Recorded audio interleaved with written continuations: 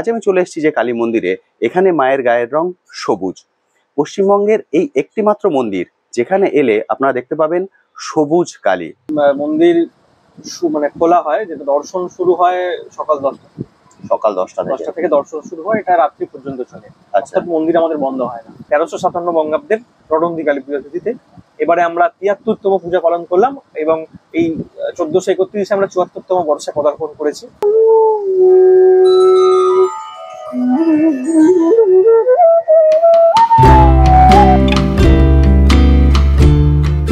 নমস্কার বন্ধুরা, কেমন আছেন? আশা করি সকলেই ভালো আছেন। ট্যুর বাকেটে আপনাদের সবাইকে স্বাগত। আজ আমি চলে এসেছি নতুন আরেকটি ভিডিও নিয়ে। আমার চ্যানেলে আপনারা অনেক কালী মায়ের মন্দির দেখেছেন, আমি অনেক কালী মায়ের মন্দির ঘুরে তার উপরে ভিডিও করেছি। আজকে আমি চলে এসেছি তেমনই একটি কালী মন্দিরে, কিন্তু কালী মায়ের গায়ের রং এখানে একটু আলাদা।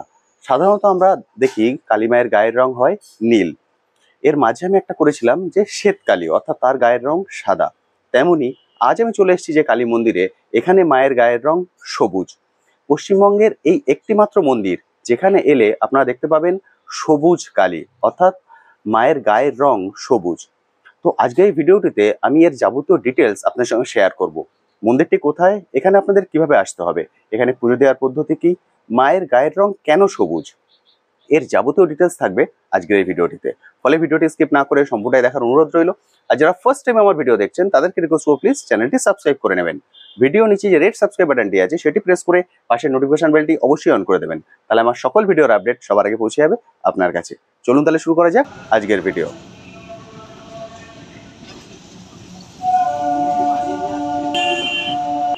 সবার প্রথম আপনাদেরকে বলে দিই আপনারা এখানে কিভাবে আসবেন। এখানে আসার সব থেকে সহজ উপায় হলো ট্রেন। আপনার হাওড়া থেকে ট্রেন ধরে নেবেন, হাওড়া থেকে ট্রেন ধরে চলে আসবেন নালিকুল স্টেশনে। হাওড়া থেকে আপনারা তারকেশ্বর লোকাল, আরামবাগ লোকাল বা গোঘাট লোকাল ধরে নেবেন। গোঘাট লোকাল ধরে এই নালিকুল স্টেশনে চলে আসবেন, সময় লাগবে 40 থেকে 45 মিনিট। নালিকুল স্টেশনে এসে এখান থেকে আপনারা 3 নম্বর প্ল্যাটফর্মে চলে আসুন। 3 নম্বর প্ল্যাটফর্মে এসে ট্রেনটা যেদিকে যাচ্ছে সেদিকেই যদি একটু এগিয়ে আসেন তাহলে দেখুন একটা ক্রসিং পাবেন। এখান থেকে ক্রস করে আপনারা যদি বাদিকে ঢুকে যান তাহলে বাদিকে ঢুকে একটু এগিয়ে গেলেই ডান হাতে আপনারা অটো স্ট্যান্ড পেয়ে যাবেন। এখান থেকে শিয়াখালী নালিকুল এই যে অটোগুলো দেখতে পাচ্ছেন, এই অটোতে উঠে বলবেন নারকেলতলা যাব। অটোতে সময় লাগবে 10 মিনিট। 10 মিনিট পর আপনারা চলে আসবেন নারকেলতলা।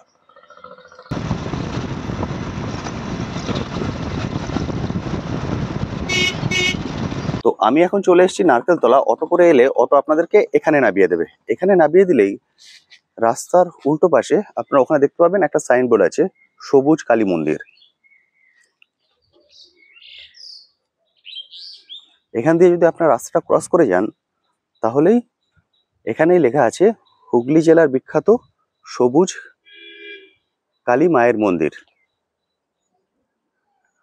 অধিকারী বাড়ি। অ্যারোটা ওদিকে দেয়া আছে, এবার আমরা ওদিকটায় চলে যাব।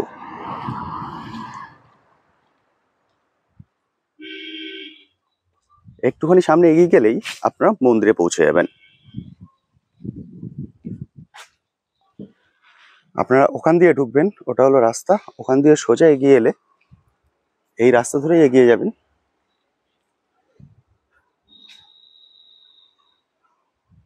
এখান থেকে এগিয়ে এলে সামনেই হলো মন্দির।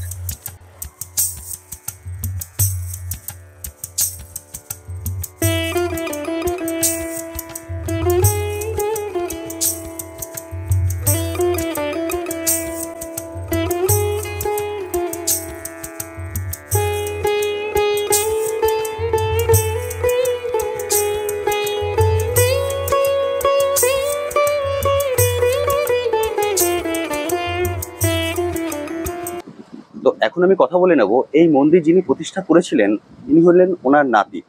ওনার সঙ্গে কথা বলে এই মন্দিরের যাবতীয় ডিটেলস আমি ওনার থেকে জেনে নেব এবং আপনাদের সঙ্গে শেয়ার করব।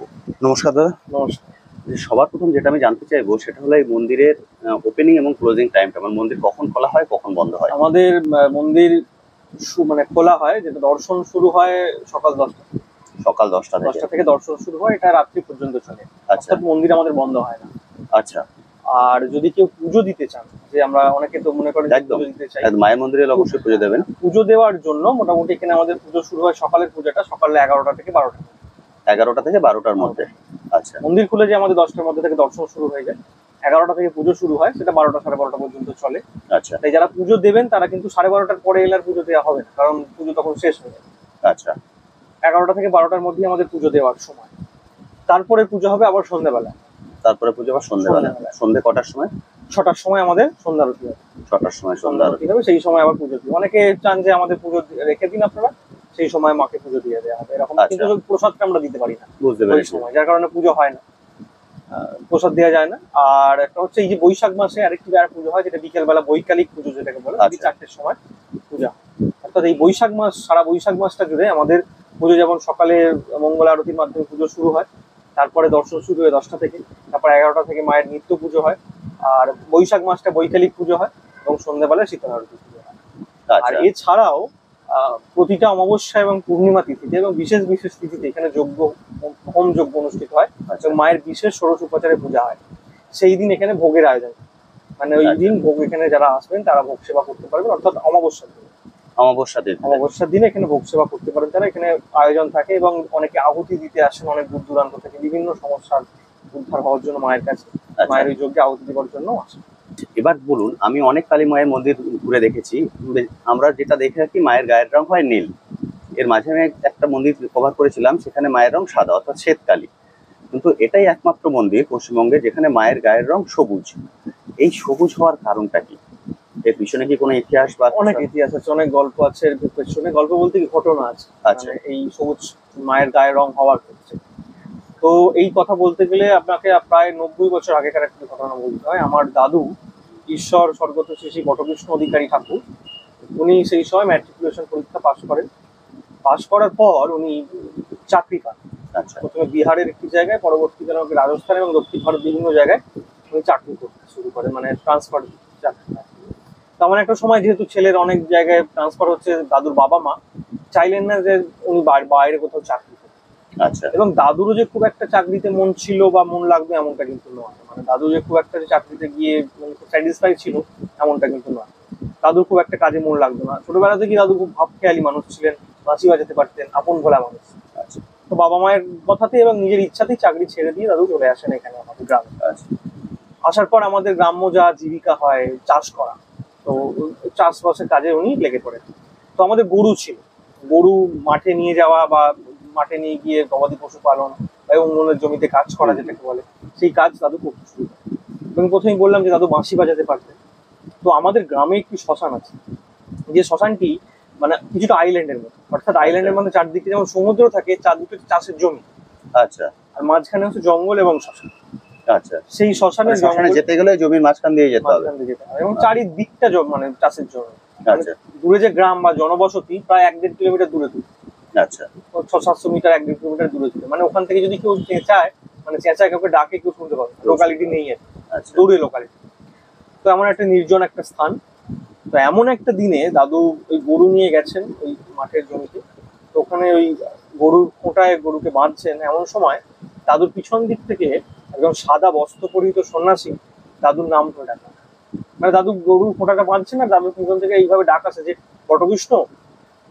দাদু তখন পিছন করে তাকায়, দেখেন যে একদম সাদা বস্ত্র পরে রয়েছেন, ধুতি আর কি, ওনার হাতে কমণ্ডল, পায়ে খড়ম, সাদা দাড়ি, মানে বড় চুল, একদম সাদা। ওই দিব্য পুরুষের ওনার যে মানে শারীরিক যে একটা জ্যোতি, দাদু আর কিছু বলতে পারেননি ওনাকে যে আপনি কি, আমার নাম জানলেন কি করে, আপনাকে ডাকলেন কেন, কিছু বলতে পারেন। উনি খালি দেখছেন ওনাকে। তখন ওই সাধক কিছুক্ষণ হাসেন, হেসে মানে একটা মুচকি হাসেন, হেসে বলে, তুমি আজকে আমাকে অমুক সময়ে শ্মশানে আমার কুঠির এসে দেখা করবে বলে উনি ওই শ্মশানের গভীরে চলে যান। তো দাদু ওখানে যান, গিয়ে দেখেন সত্যি সত্যি ওই নিম গাছের গোড়ায় সাধক বসে রয়েছেন। দাদু ওনাকে প্রণাম করেন, গিয়ে নমস্কার জানানোর পর তখন ওই সাধক বলেন যে তুমি পাশের শ্মশানের ওই পুকুর থেকে, মানে এখন সেটা ডোবা হয়ে গেছে, ছোট হয়ে গেছে, তখন ভালোই বড় ছিল, তুমি ওখান থেকে স্নান করে এসো। তো দাদু ওখান থেকে স্নান করে পুকুরের জলে স্নান করে এসে বসে, তোমাকে আজকে আমি দীক্ষা দেবো। ওই সাধক দাদুকে বলেন, দাদু ওখানে দীক্ষা হয়, ওই সাধক ওনাকে দীক্ষা দেন। এর পরবর্তী যে ঘটনাগুলি, ওই সাধক কে ছিলেন, ওই সাধক পরবর্তীকালে কোথায় চলে গেলেন ওখান থেকে, আর যে কেউ ওনাকে দেখলো না, উনি কে, কি ওনার পরিচয়, এবং দাদু ওনার কাছ থেকে আর কি কি পেয়েছিলেন, দাদু কিন্তু আমার ঠাকুমাকে, মানে আমার ঠাকুমাকে বলে যান, মানে পুরোপুরি গুপ্ত। বলেছেন যে এটা বলা যাবে না, ওনার পরিচয় বা উনি কে ছিলেন এটা আমার নির্দেশ নেই বলে। দাদু তারপর থেকে দীক্ষার পর থেকে পুরোপুরি একদম শ্মশান সাধনা করতে শুরু করেন একদম। এবং আমরা কুলীন বৈষ্ণব, আবার এটা হচ্ছে বৈষ্ণব পাড়া। এবং দাদুর বাবা মা ওনারা তিলক সেবা করতেন, মানে যেটা বৈষ্ণবরা যেরকম তিলক করেন সেই রকম। তো এরকম চলার পর দাদু কি করলেন, বাড়িতে ওই শোবার ঘরের মধ্যে লুকিয়ে সবার আড়ালে মায়ের ঘট এবং যন্ত্রে মায়ের পূজা করতে শুরু করলেন। আচ্ছা। সেই সময় বিবাহ হয়ে গেছে, সবসময় শ্মশানে যেতে পারছেন না উনি। উনি কি করলেন, নিজের শোবার ঘরে লুকিয়ে উনি ঘট পাতলেন এবং মায়ের যন্ত্রে মায়ের সাধনা করতে শুরু করলেন। শ্মশান তো যেতেন বিশেষ বিশেষ তিথিতে, উনি ঘটে এবং যন্ত্রে পূজা করতে শুরু করলেন। তো এমন একটা সময়ে ঠাকুমা বলেন যে দাদু স্বপ্নাদেশ পেয়েছিল, যে মা ওনাকে বলছেন স্বপ্নাদেশে যে তুমি আর কতদিন ঘটে এরকম পুজো করো, আমি তোমার কাছে মূর্তি হিসেবে পুজো পেতে চাই, তোমার বাড়িতে আমি মূর্তি রূপে প্রতিষ্ঠা পেতে চাই। এই কথা যখন বাড়ির লোককে দাদু বললেন বা পাড়ার লোক জানতে পারলো, সবাই তো রেড়েই করে উঠলো যে তুমি বৈষ্ণব পরিবারের সন্তান হয়ে তুমি শ্মশানে যাচ্ছ, ওই পর্যন্ত ঠিক ছিল, তুমি কালী মূর্তি বাড়িতে এনে প্রতিষ্ঠা করবে, কালী মূর্তি বাড়িতে এনে পূজা করবে, এটা কিন্তু চলবে না। তো এইবারে আসে যে আসল যে ঘটনা, সেই ঘটনা সেটা হচ্ছে জন্মাষ্টমীর এমন একটি সময় দাদু শ্মশানে ওই বসে সাধনা করছেন। তো সেই সময় সাধনা করতে গিয়ে দাদু যখন সাক্ষাৎ পান স্বয়ং শ্রীকৃষ্ণ এবং মা কালী, তখন ওনারা বলেন যে দাদু তখন বসে বাঁশি বাজাতেন, তো বলেন যে তুমি বাঁশি বাজিয়ে স্বয়ং শ্রীকৃষ্ণ তুষ্ট হয়ে তোমার কাছে এসেছে, আর তুমি শ্মশান সাধনা করে মাকে তুমি পেয়েছো সিদ্ধি লাভ করে, তাই উভয়ে তোমার কাছে আমরা এসেছি। আর তোমরা যে মনে করছো আমরা যে আলাদা, আমরা কিন্তু আলাদা নই। শ্রীকৃষ্ণ মা কালী বলছেন দাদু আমরা এক এবং অভিন্ন। দেখবে তখন দাদু দেখছেন, একদম চাক্ষুষভাবে দেখছেন যে স্বয়ং শ্রীকৃষ্ণের মা কালী মানে একসঙ্গে বিলীন হয়ে গেলেন, হয়ে একটি নারী মূর্তি মানে এলো ওই সবুজ ঘাসের উপর দাঁড়িয়ে রয়েছেন, তিনি দেখতে কালী ঠাকুরের মতো একদম, এটি মূর্তি আমাদের মায়ের, কিন্তু গায়ের রংটি হচ্ছে ওই দুর্বা ঘাসের মতো সবুজ, সবুজ রঙে রাঙিত হলেন ওই স্বয়ং শ্রীকৃষ্ণের মা কালী। নবদুর্বা দলের ওপর শ্যাম শ্যামা একত্রে দাঁড়িয়ে রয়েছে, নবদুর্বা দল শ্যাম শ্যাম। তখন এই মূর্তি দাদু দেখেন, মানে একদম শান্ত এই দেবী মূর্তি, হাস্যবদনা। তখন সেই নারী মূর্তি বলেন যে এই মূর্তি প্রতিষ্ঠা করতে তোমার আর কোনো অসুবিধা হবে না, এবং তুমি মানুষজনকে বোঝাও যে আমরা আলাদা নই, আমরা এক। এই উভয় রূপের মায়েকে এই সবুজ কালী মাকে প্রতিষ্ঠা করলেন মায়ের এই 1357 বঙ্গাব্দে, বাংলা 1357 বঙ্গাব্দের রটন্তি কালী পূজা তিথিতে। এবারে আমরা 73তম পূজা পালন করলাম এবং এই 1431 আমরা 74তম বর্ষে পদার্পণ করেছি। এবং এখানে মায়ের বিশেষ ভোগ হিসেবে আমরা মনে করি, বিশ্বাস আমাদের, যে মা ইলিশ মাছ খুব পছন্দ করে, মাকে ইলিশ মাছের ভোগ দেওয়া হয়। ওটা কি মানে যেটা অমাবস্যায় বললেন সেই অমাবস্যায় দেওয়া হয়, এবং সবসময় ইলিশ মাছ অ্যাভেলেবেল আমাদের গ্রামের দিকে থাকে না।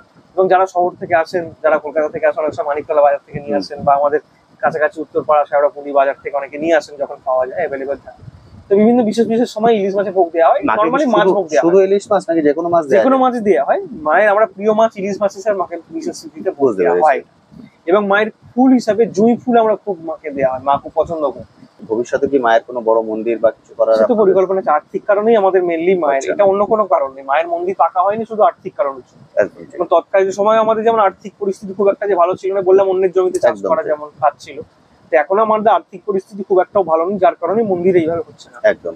এবং মানুষ এখান থেকে অনেক বেশি উপকৃত, প্রচুর মানুষ উপকৃত, কিন্তু কেন জানি না মানুষ উপকৃত হয়ে অনেক বড় বড় মানুষজনরা আসেন এবং অনেক জায়গায় অনেক মানুষজনরা মন্দির বানিয়ে দেন। এখানে কেন জানি না এখানে মা নিজের মন্দির করে নেননি, কেউ তো করে দেবার কারোর ক্ষমতা থাকে না, বা আমরাও করতে পারি না। মা যতক্ষণ না চাইবেন বা আমাদের মাধ্যম দিয়ে করিয়ে নেবেন, কেন জানি না এখনো হয়নি। চেষ্টায় আছি আমরা মন্দির হবে তো নিশ্চয়ই ভবিষ্যতে আমরা সেই চেষ্টায় রয়েছে দেখতে পাবো। এবং এই হ্যাঁ নিশ্চয়ই দেখতে পাবেন। আমরা সেই আশাতেই মায়ের কাছে জানাই যে মায়ের অবশ্যই একটা পাকা মা মন্দির প্রয়োজন, কারণ এই যে ঝড় ঝাপটা যখন হয়, আমফানের ঝড়ের সময়, আমরা জানি হয়তো কিছু হবে না, কিন্তু তাও তো একটা মনের মধ্যে ভয় থাকেই ভীষণ ভাবে যে মায়ের কিছু যদি ক্ষতিগ্রস্ত হয়। এবং অনেকে যারা আছেন দূর দূরান্ত থেকে, যে আমরা এখানে দূর দূরান্ত থেকে তো আসছি, মায়ের এখানে অন্নভোগ প্রসাদ একদম, তো বা এখানে তো আশেপাশে কোনো হোটেলও নেই, সেই স্টেশন যেতে হবে 5 কিলোমিটার। তো সেখানে যদি আগের দিন আমাকে কেউ ফোন করে জানিয়ে দেন যে আমরা যাবো, আপনি ভোগের আয়োজন করুন, তাহলে কিন্তু আমি সেই ভোগের আয়োজন করি। যেহেতু আমাদের এখানে অত লোকজনের হইহল ভাট্টা নেই, তাই খুবই অল্প সংখ্যক মানুষ, সেক্ষেত্রে আমরা আয়োজন করতেই পারি। আমাকে ফোন করে যদি কেউ আগে থেকে জানিয়ে দেন, সেই দিন তাদের জন্য অবশ্যই ভোগের আয়োজন থাকে। আগের দিন রাত্রে ওটা বলে দিতে হবে? হ্যাঁ, আগের দিন একটু রাত্রে জানিয়ে দিলে খুব ভালো। আপনার ফোন নাম্বারটা একটু বলে দিন। আমার ফোন নাম্বার হচ্ছে 8116032631। 8116032631, এটা আমার হোয়াটসঅ্যাপ নাম্বার। আমার নাম দেবজ্যোতি অধিকারী। তো এই নাম্বারে যোগাযোগ করলে তো অবশ্যই সমস্ত বিষয়ে কথাবার্তা হয়েই যাবে। আর মাকে তো দর্শন করতে আসার জন্য আমি টাইম বলেও দিলাম। আর এখানে আসার জন্য তো ট্রেন মাধ্যম যেমন আছে, আমি রুটটা বলে দিয়েছি, তবু আপনি একবার বলে দিন। হাওড়া থেকে যদি কেউ ট্রেনে আসেন তাহলে হাওড়া থেকে তারকেশ্বরগামী যে কোনো ট্রেন, অর্থাৎ আরামবাগ লোকাল, গোঘাট লোকাল বা তারকেশ্বর লোকাল চেপে নালিকুল স্টেশন নামতে হবে।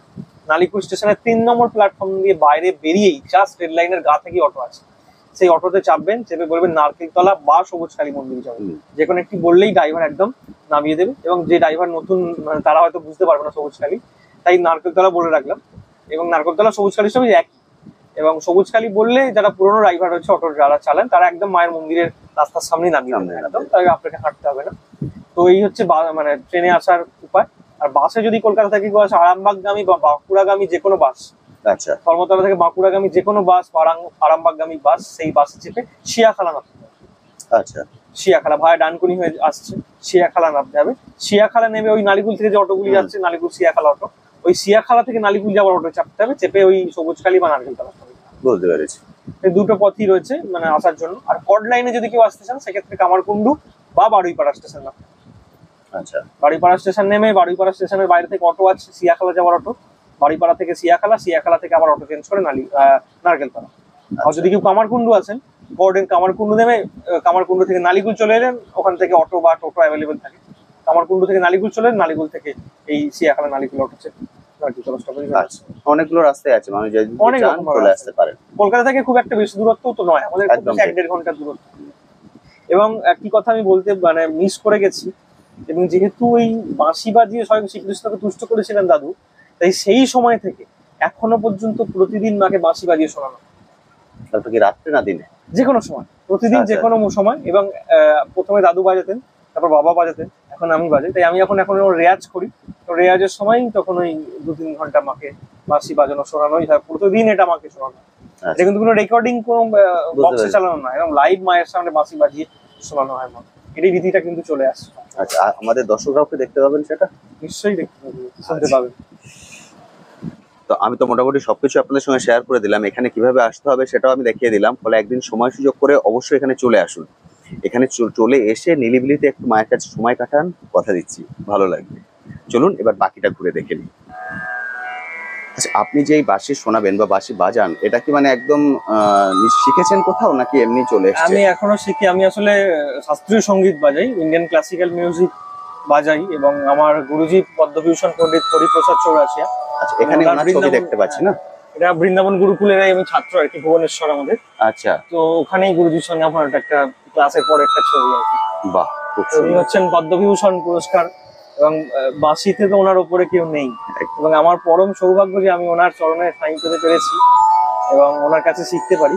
এটা আমার কাছে বিরাট বড় একটা পাওয়ার ব্যাপার। তাই সেটাই চলুন এবার শুনে নি। শোনাচ্ছি। আমি এখন শোনাবো একটু ছোট করে সংক্ষেপে রাগ বৃন্দাবনী সারং, যেটি স্বয়ং শ্রীকৃষ্ণের খুব প্রিয়। অর্থাৎ এই রাগটি রচনা করেছিলেন তানসেনজির গুরু স্বামী হরিদাস। হরিদাসজি রচনা করেছিলেন, এবং এই স্বামী হরিদাসজি যখন এই রাগটি গাইতেন, তখন স্বয়ং শ্রীকৃষ্ণ ওনার সঙ্গে সাক্ষাৎ করতে আসতেন। অর্থাৎ শ্রীকৃষ্ণের একটি খুব প্রিয় রাগ, রাগ বৃন্দাবনী সারং। সেটা একটু ছোট করে আলাপ আপনাকে শোনাচ্ছি।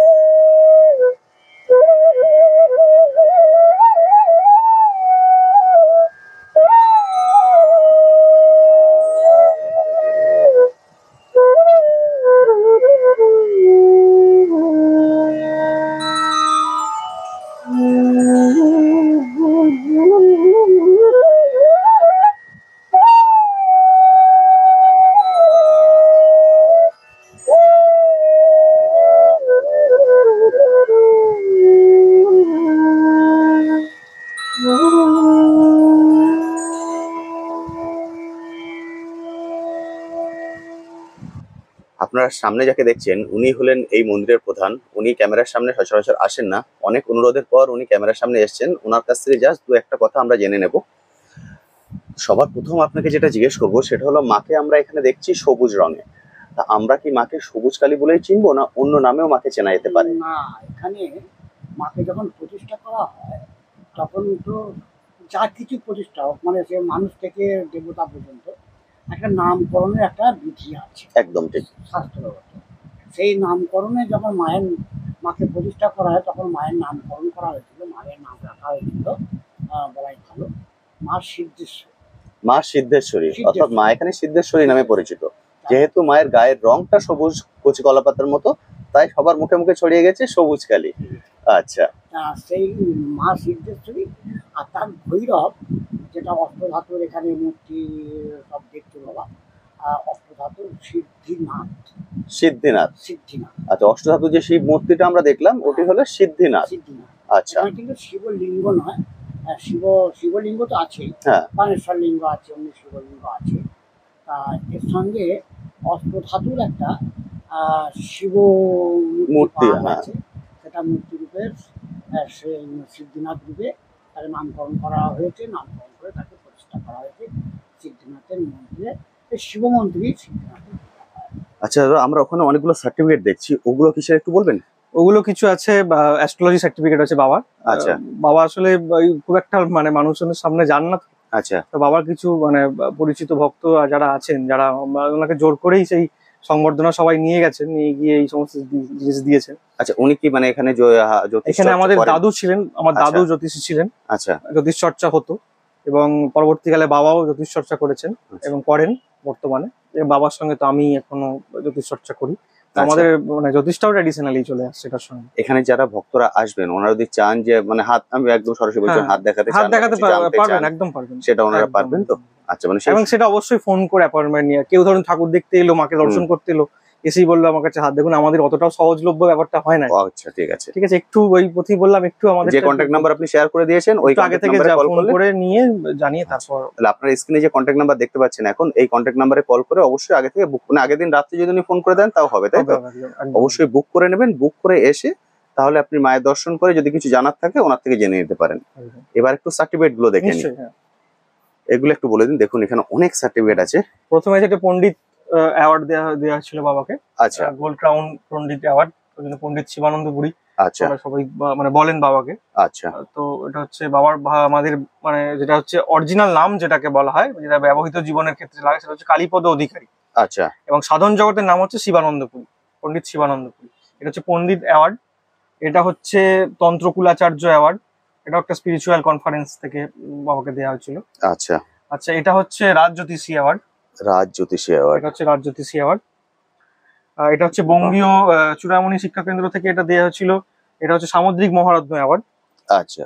আসলে অনেক সার্টিফিকেট আছে, অনেক আছে যেগুলো আমাদের জায়গা নেই, একদম। তারপর রাখার সমস্যা, যার কারণে এটা হচ্ছে ডক্টর অফ ধর্ম, ডক্টর অফ ধর্ম একটা অ্যাওয়ার্ড দেওয়া হয়েছিল বাবাকে। আচ্ছা, এটা হচ্ছে তন্ত্র সম্রাট অ্যাওয়ার্ড, জ্যোতিষ গুরু। বাহ, এগুলো রয়েছে। মানে গোল্ড সচরাচর মেডেল একটা পুরনো অনেকদিন 1995 সালে একটা গোল্ড মেডেল অ্যাওয়ার্ডের এটা একটা সার্টিফিকেট রয়েছে। বাহ, আরো আছে, এগুলো ছোট জায়গার মধ্যে আমরা এগুলোকে রেখেছি। মানে সচরাচর তো এগুলো দেখতে পাওয়া যায় না। মানে আমরা যার সঙ্গে কথা বললাম উনি কিন্তু একজন সাধারণ মানুষ নন। ফলে আপনারা যদি চান এসে এই বিষয় নিয়েও কথা বলতে, তাহলে কিন্তু অবশ্যই এই বিষয় নিয়ে কথা বলতে পারেন। তবে আগে থেকে অ্যাপয়েন্টমেন্ট নিয়ে আসতে একদম হবে। একদম অ্যাপয়েন্টমেন্ট নিয়ে আসলে নিয়ে আগে কথা বলে নিয়ে এলেই সবথেকে বেটার হয়। ওটা আবার যেটা ভিজিট, সেটা হচ্ছে 301 টাকা আচ্ছা, ভিজিট। 301 টাকা ভিজিট। কারণ ওটাই হচ্ছে আমাদের সত্যি কথা, কিছু মানে লোকানোর কিছু নেই, ওটা আমাদের পেশা। আচ্ছা, ওটাতেই আমাদের সংসার চলে। তো বন্ধুরা, আজকের ভিডিওটি আমি এখানেই শেষ করছি। কেমন লাগলো আজকের ভিডিওটি অবশ্যই ভিডিওর কমেন্ট সেকশনে লিখে জানাতে ভুলবেন না। আর এই বিষয়ে যদি আপনার কিছু কোশ্চেন থাকে সেটাও আমায় লিখে জানাতে পারেন, আমি আমার সাধ্যমতো উত্তর দেওয়ার চেষ্টা করব। আর যদি আপনারা মনে করেন এখানে আসবেন বা আদার কিছু জানতে চান, যে কন্ট্যাক্ট নাম্বার আমি শেয়ার করেছি অবশ্যই কন্ট্যাক্ট নাম্বারে কল করে নেবেন, তাহলে উনি অ্যান্সার দিয়ে দেবেন। আজ তবে আসি, আবার আপনার সঙ্গে দেখা হবে নতুন একটি ভিডিও নিয়ে, নতুন একটি জায়গায়। তবে অবশ্যই সময় সুযোগ করে এসে ঘুরে যাবেন, কথা দিচ্ছি ভালো লাগবে।